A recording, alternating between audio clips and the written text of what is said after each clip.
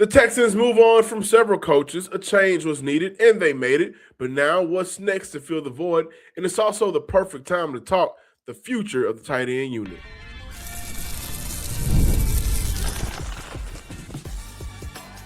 You are Locked On Texans, your daily podcast on the Houston Texans. Part of the Locked On Podcast Network, your team every day. Battle Red Nation, from H-Town to your town. Today's episode and every episode of the Locked On Texans podcast is for Texan fans all around. Fun show lined up for you today. The Houston Texans made some changes within their coaching staff. They opted to move on from tight ends coach Jake Moreland, a couple other guys as well. So let's talk about that, how that'll impact Houston right now and moving forward. Is the answer as the next tight end coach in the building, or should Houston look outside of the building? And I also want to look at the next possible potential senior offensive assistant that Houston may need to consult, look at, but also there's more than one way to skin the cat. As we talk about Jake Moreland being let go by the Houston Texans, obviously there is a need to upgrade that tight end room. Dalton Schultz, one more year left on his contract. He's getting up in age. He gave Houston everything that they could handle and they needed last season. He needed a running mate, right? He needs somebody younger, that, a younger player that can really take over when it's time for him to take a step back. And I think when you look at the injuries that may have piled up on Dalton Schultz throughout the year and how the last time we saw Schultz, he was walking in that tunnel before the game ended, it's time for Houston to take investing in the tight end unit seriously. I'm your Texans credential media member and football analyst, John Hickman. Shout out to my everydayers from the Himalayas for making the Locked On Texans podcast your first listen of the day and for being a part of the Locked On Podcast Network. And today's episode is brought to you by FanDuel. It's the last call for football on FanDuel. If you're a new customer, bet $5 and you'll get $200 in bonus bets if your bet wins. Now, we talked about it. The biggest news of the week for the Houston Texans. Tight ends coach Jake Moreland fired by the Houston Texans. Assistant linebacker coach Ben Boland was let go by the Houston Texans as well. And offensive assistant Mike Snyder, his contract expired and was not renewed. When I look at Jake Moreland, I think this is an indication that Houston, for one, is about to invest in a young tight end and want someone who they can trust to coach up that young player with a resume of showing the ability to be able to bring along tight ends and develop them and have them ready to go. And that person could be someone who Caley trusts. Let's keep in mind, Jerry Slapinski and Nick Caley, they got a relationship. Jerry came over with Nick last offseason, right? He's a tight end coach. Caley's a tight end coach as well. But I can look at that position and say they need someone who can convey the schematics of the offense, what the offense is asking of them, and more. And I think so the ability to get that young tight end to a place where they are maximized in their role, in whatever role Houston has for them. And when Jake Moreland came over to Houston, Dalton Schultz came that same offseason. He was already experienced. But in 2023, the Texans drafted Cade Stover in the 4th round, Luke Lachey in the 7th round, not a real investment. And in some ways, Moreland got the short end of the stick. Hey, man, you guys got me a project at tight end who played linebacker a few years prior, and Luke Lachey, a 7th-round pick from Iowa. I mean, he did some good things in college, but not nearly enough ready for the pros, not nearly enough ready for the NFL, and not nearly enough ready for what we need for this team who struggle with the tight end spot, right? But in other ways, this could be a case of coaching style not matching the expectations of what the scheme is asking of the tight end. Moreland came with D'Amico. He didn't come with Caley. It's 2 years in between Moreland and Caley. And he just may not be a good fit. Hard to tell, but I think when we look at the group minus Dalton Schultz, Cade Stover, Harrison Bryant, Brendan Bates, all combined for 105 yards. That's not going to cut it. Not for a successful offense. And at its peak, the offensive background of Caley asked their tight ends to do a lot. Under Moreland, since 2023, it's been Dalton Schultz and Dalton Schultz alone. Now, we know that relationships matter with this team, right? When we talk about the Houston Texans, there's always going to be some connection to this coach who was a part of that staff who came up under a great coach, right? That's how this team has operated, at least since they got everything right with D'Amico Ryans, and more so when Nick Caserio got here in Houston. So let's keep that in mind. When I look at potential replacements, Bob McNeil has some college and pro experience, spent some time with New England. The value that he would bring to Houston immediately, you look at how he was able to coach up Hunter Henry, who was already pretty good by the time he got to Hunter Henry and Austin Hooper. He's a name that I would look out for if Houston opts to go outside of the building.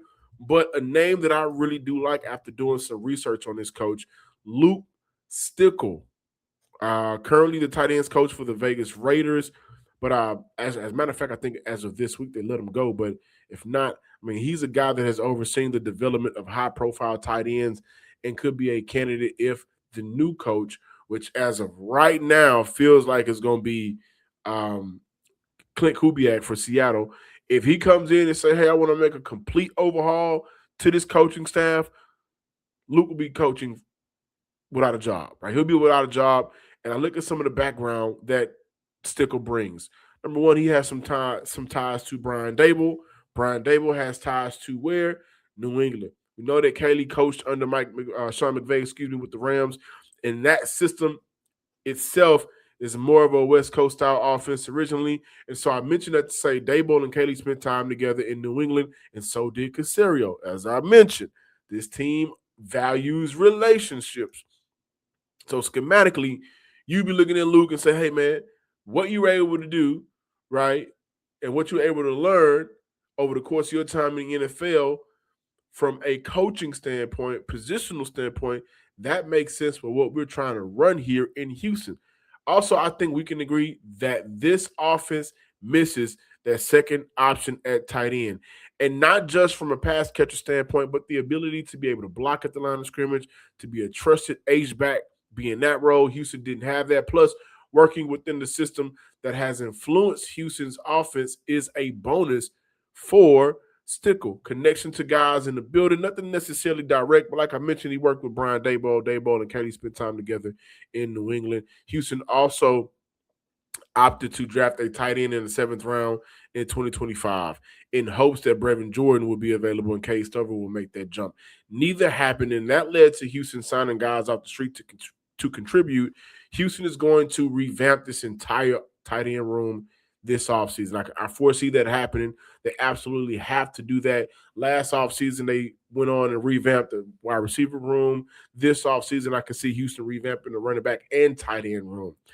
And it makes sense to move on from Moreland, and even more sense to bring in a coach with familiarity of the staff, with the staff, and with the resume to back it up. You got Cole Kmet. He had a career year in Chicago with Coach Luke, right? You also look at Brock Bowers in back-to-back seasons being very productive. Also, his development of Chig Okonkwo in Tennessee. Those are 3 tight ends that when he was around, they did something spectacular. And I look at, okay, like I mentioned, Jared Slipinski and Nick Haley, they worked together as well. And he most recently coached tight ends with the Raiders in 2023. He was offensive assistant with the Rams. But, guys, this is a move that I don't want people to overlook simply because it isn't sexy. It isn't a sexy name.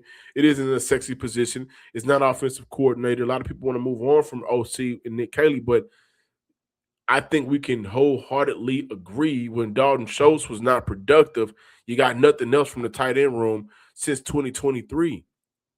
On top of the undervaluation, being undervalued position for this team. It was Dalton Schultz, and we're going to squeeze in Cade Stover. Cade Stover was in the midst of being a project tight end, still having to learn the position.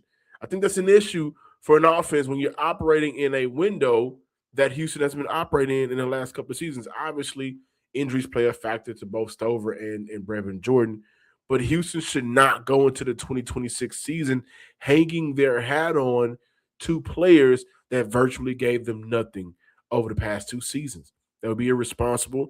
And then we talk about, did Houston do enough to support their franchise quarterback? If they do it again, the answer will be absolutely big as hell no. Making a change at coach was step 1. And I think step 2 would be analyzing, evaluating, which is what Nick Caserio is doing right now. He's in Mobile, Alabama, right? Looking at the tight end unit, looking at the prospects coming out, and also free agents that are available right now and say, we got to get better. How can we do that? By youth, by young experience. Either way, Houston needs to upgrade their tight end room. So that's what I'm going to talk about next. I've been big on bringing another receiver in, but it's more than one way to skin a cat.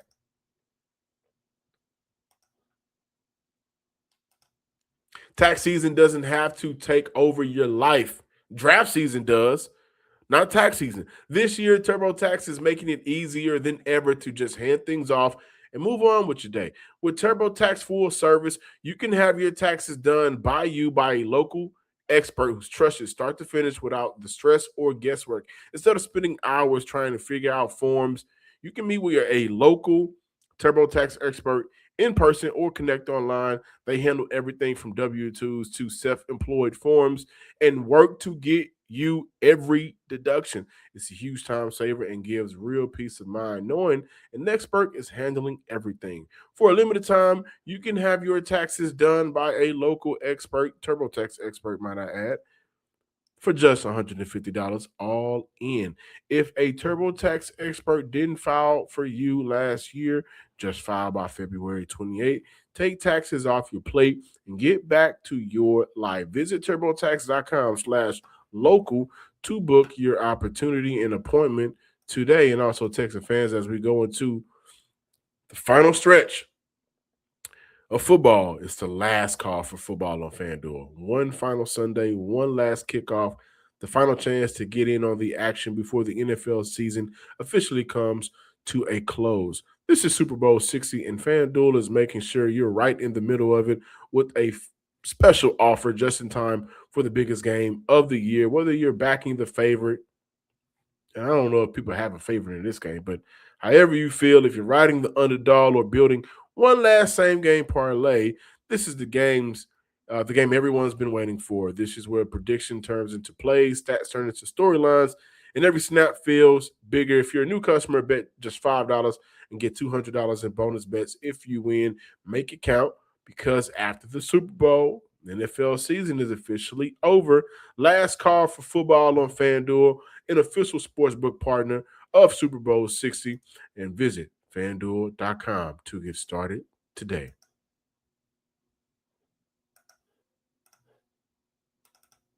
Texas fans, thank you for making Locked On Texans your first listen of the day and for being a part of the Locked On Podcast Network, making us the #1 sports network in the nation.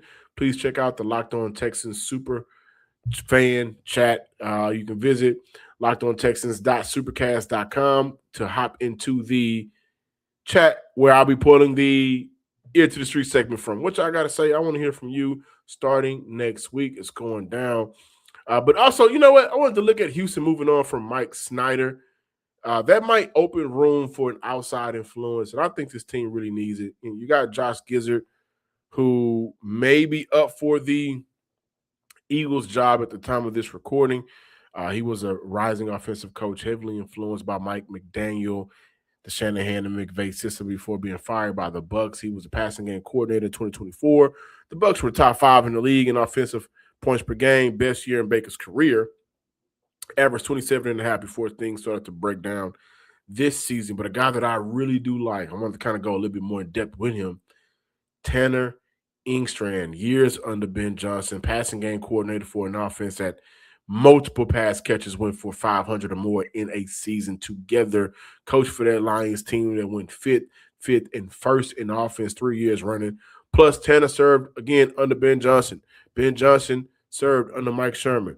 Mike Sherman spent time under and with Gary Kubiak. I mean, this is a franchise that, number one, they let a bunch of guys, like McVay was a part of this franchise, coached at one point. The Kubiak clan, I think Kyle Shanahan was a part of this franchise at one point.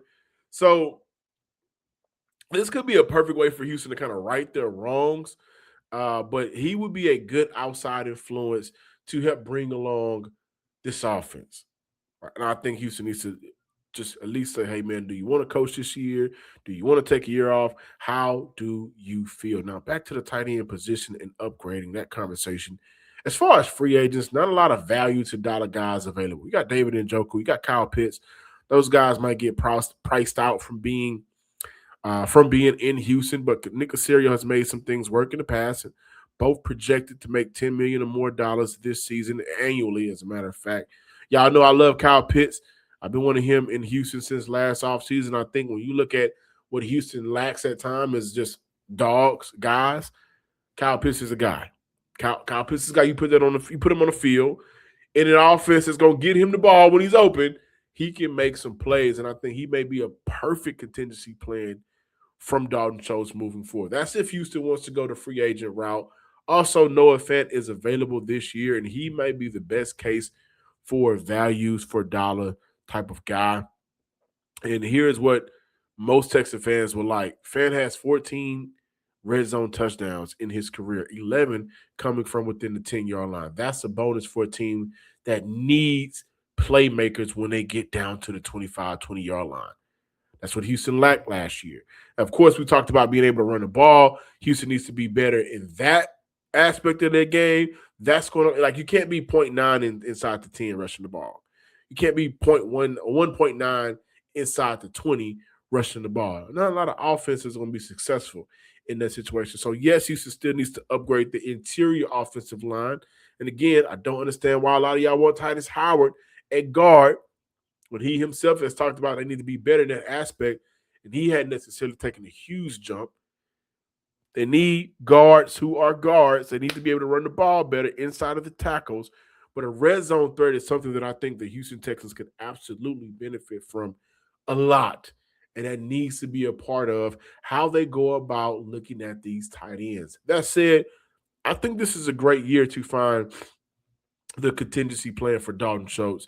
And a later round pick between 2 and 4, which is where I would target the tight end group, inexpensive, between $4.5 million to $9.9 million over 4 years stretched out, build the player and save the money in this window that allows for Houston to continue to extend on what many of us, including myself, with this defense considers a championship window.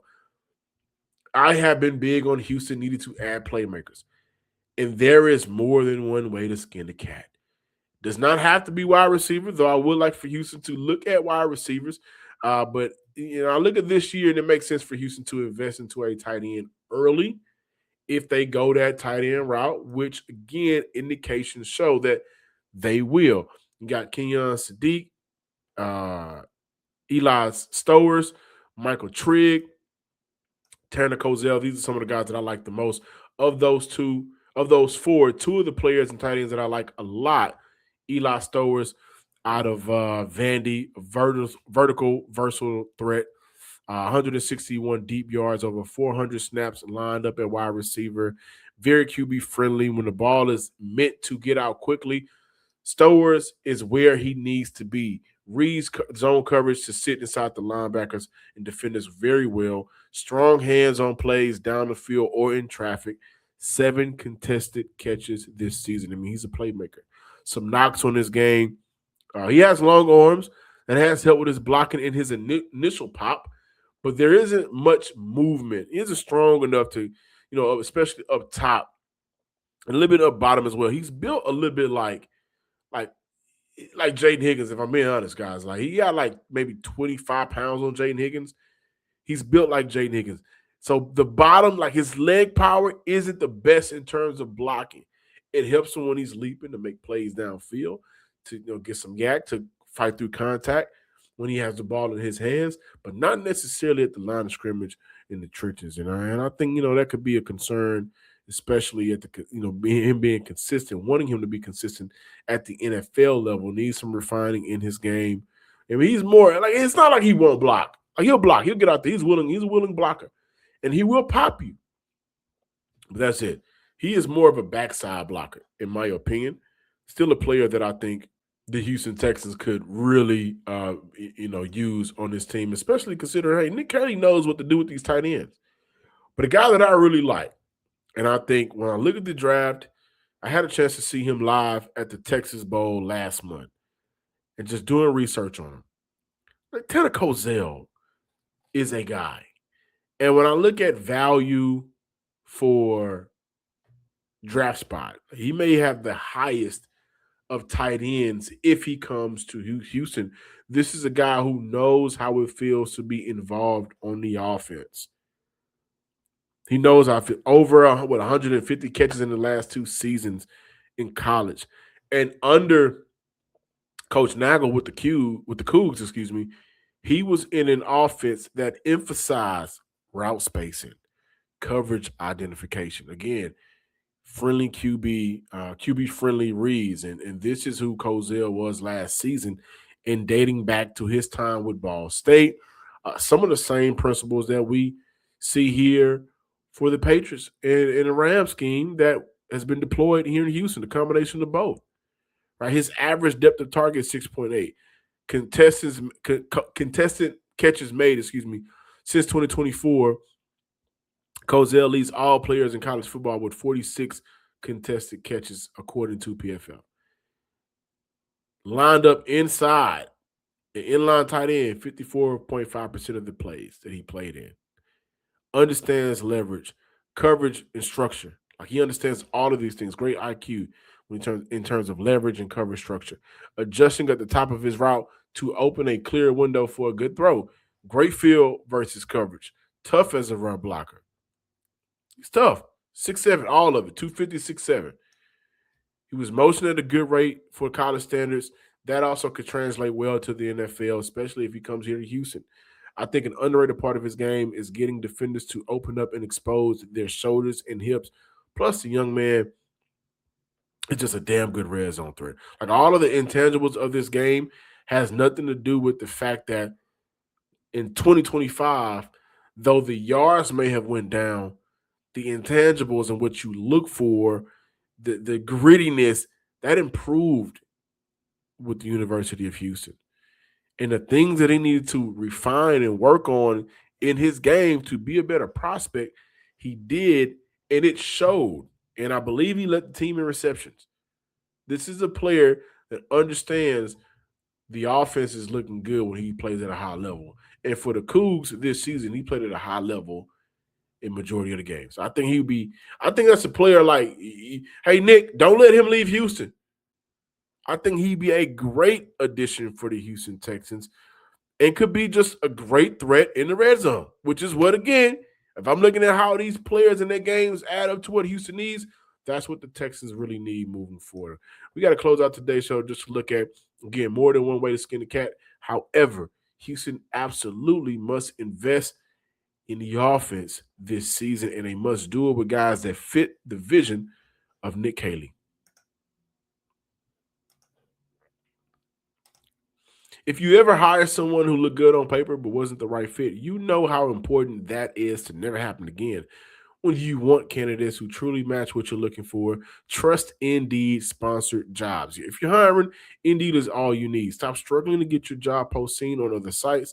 Indeed sponsored jobs put your post at the top of the page and help you reach the right candidates faster. If I need to hire someone for this show, I go straight to Indeed and be very specific about what I need. No real experience, don't need it. I need real experience, not just resume buzzwords.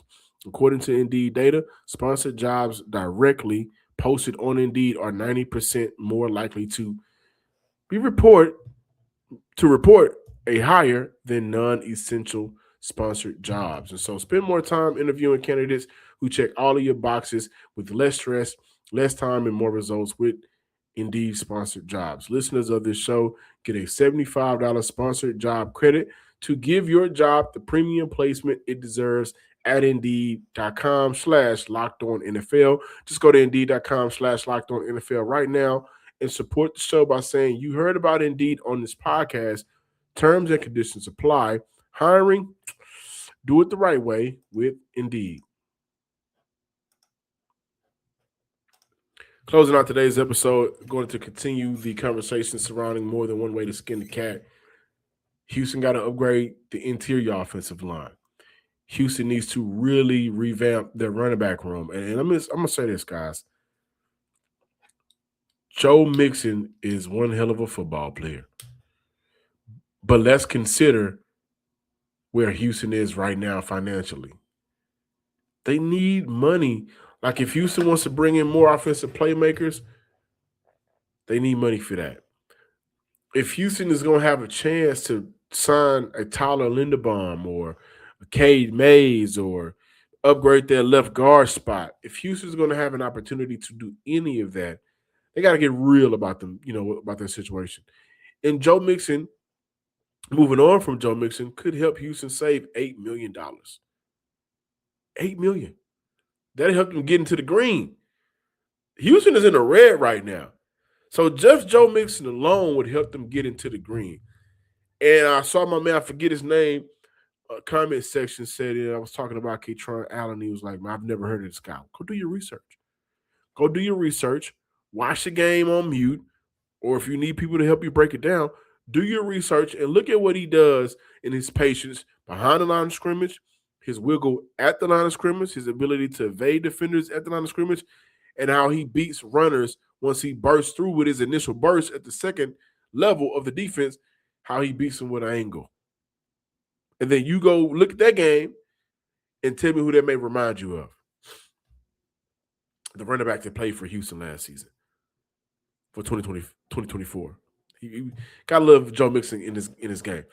But the fact remains is, hey, they got to move on from some of these guys. They're going to have to restructure some things. And when Houston does open up their checkbook and they do have the money to move around, when I talk about more than one way to skin the cat, it's all centered around getting this offense to a productive place.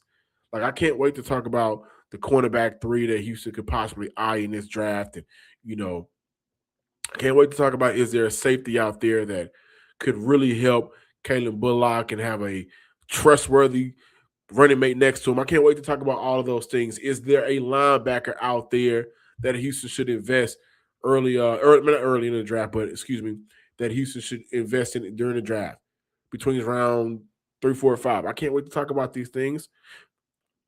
But that'll be Houston investing into the defense once again. And why would we expect the offense to do anything differently when they could go into the following season with the lack of help offensively? I think we have to break away from some of the names because this isn't like a blow you away draft. It ain't that. Some great players in this draft. There's going to be great players in every draft. But this isn't one of those drafts where you got to get a top-end guy. Like, you got to pick top 20 to win the draft. This ain't that. One thing that I do respect about Houston's scouting staff is defensively, they're going to find you some players. That's why, once we get to those conversations, I'm excited to talk about it because you and I know, guys, they need a cornerback 3. A lot of us don't want to see Tremont Smith out there no more.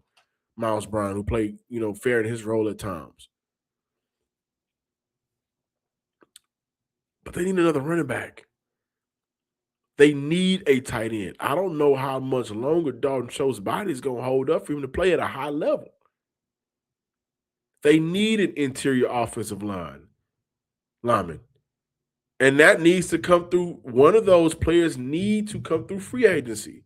They need money for that. Keelan Rutledge is tearing it up right now at the Senior Bowl. He's a fan favorite by a lot of Texan fans. I had an opportunity to watch some of his tape. And I'm going to tell you, I talked about it the other day. Listen, what you like about him is his ability to finish blocks at the second level and keep moving and driving his feet. He's a feet driver. He's a contact up top, feet driver at the bottom. Square with the shoulders. In the running game. Nasty. He got you. Once he got you, you're done. And you look at the trouble for Houston in the past, Kenyon Green tried to fill that role at left guard. Laken Tomlinson tried to fill that role at left guard. None of those guys, and of course the NFL is different, but what you want from the left guard moving forward that Houston hadn't had in the past, Green, Tomlinson, Juice, Patterson, whoever has played City Snow, there isn't a nastiness to them. It's cool, laid back. I'm just here to do my job. And Houston needs to move away from those guys. If they want to be a run-dominant team and allow that run game to open up the offense, they need a guy that D linemen say, okay, we got to watch this cat. He's nice for real, and he's nasty, and we may have to throw hands because he really plays to the final blow of the whistle. That could be Keelan. So I could look at the draft and say, Okay, well, go get you that guard, invest in the center position, excuse me. But they got to upgrade this offense. And that's what I mean when I say more than one way to skin the cat. Because if you upgrade the interior offensive line, the automatic thought is the run game will be more productive. If the run game is more productive, then you'll look at how to open up the offense. If you also invest in the tight end spot, Kyle Pitts, who's the other guy I gave you, Noah Fant, some of the other top end guys that may be free agents, and there's not a lot of them. If you invest in that, then that gives you another weapon. Now you're looking at when C.J. Stroud has been at his best in his career, dating back to college, he's had real weapons around him that he could depend on. That wasn't the case for real this year. He had 2 rookies out there.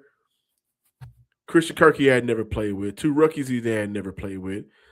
That's why when we look at the end of the games and the game logs, we see Nico Collins and Dalton Schultz 1 and 1A in terms of receptions and yards. Those are the only 2 that he has experience with. Now, obviously, the trust is you get more with Jaden Higgins moving forward. You get more with Jalen Noah moving forward. But the more playmakers around him, the better he plays. When the run game is more efficient, the better the offense looks. That is the only 2, in my opinion, the top 2 priorities for Houston this offseason. Thank you for watching and listening to today's episode. Please be sure to subscribe, like, and comment on YouTube and wherever you listen to your podcast. Follow me on Twitter at John_Hickman12 and Instagram at SomeSportsGuy. Until next time, ladies and gents, Texas fans across the nation, peace.